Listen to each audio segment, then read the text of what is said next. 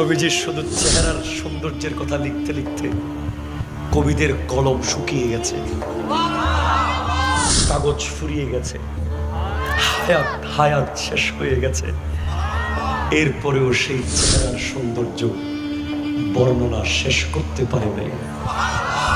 আলা হযরত আরো লিখেছেন, सरवर कहूं के मालिक मौला कहूं तुझे, बागे खलील का गुले ज़ैबा कहूं तुझे, अल्लाह रे तेरे जिस्मे मुनव्वर की ताबिशे, ऐ जाने जा मैं जाने तजल्ला कहूं तुझे। ওগো নবী, আপনাকে আমি কি বলবো? ফুল বলবো না ফুলের বাগান বলবো? আপনাকে চাঁদ বলবো না সূর্য বলবো?